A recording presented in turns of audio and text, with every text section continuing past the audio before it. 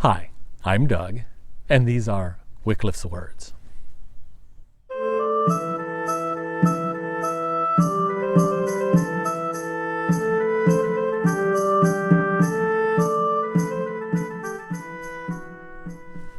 Sally and I are nomads.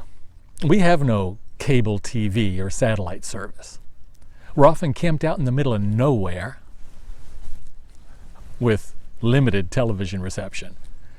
So we augment our entertainment options with our extensive DVD collection, and we watch more movies than I care to admit. Not only do we enjoy the movies, but we also like to watch the special features that accompany them. And since both of us have quite a bit of experience in theater and some involvement in films, we enjoy the behind-the-scenes footage almost as much as the feature film. We're always ready to watch the making of, and we lap up the outtake reels. As you probably know, the outtakes are the goofs and the flubs, the muffed lines and the missed marks.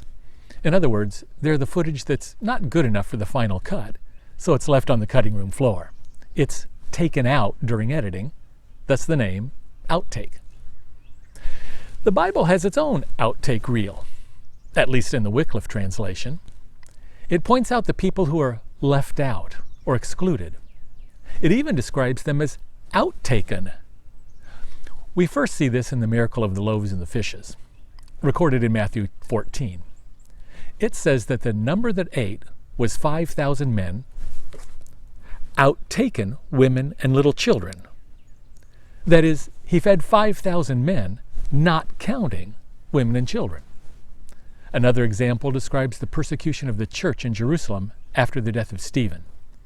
Acts 8:1 says, "Great persecution broke out in Jerusalem that day, and all men were scattered into Judea and Samaria, outtaken the apostles." In other words, everyone fled except the apostles.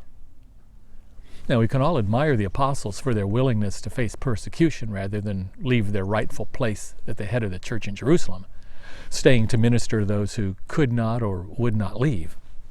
These were incredibly brave men who were willing to face martyrdom for their faith, to have that kind of fortitude. But that's not what I appreciate most about this passage.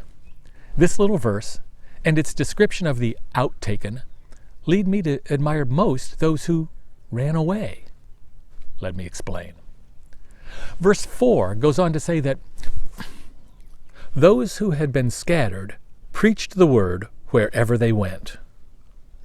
In other words, we can merge verses 1 and 4, call it a crossfade or maybe a montage. And when they're put together, they say, all the people were scattered into Judea and Samaria and preached the word, outtaken the apostles. So, who spread the gospel throughout Judea and Samaria? Everyone except the apostles.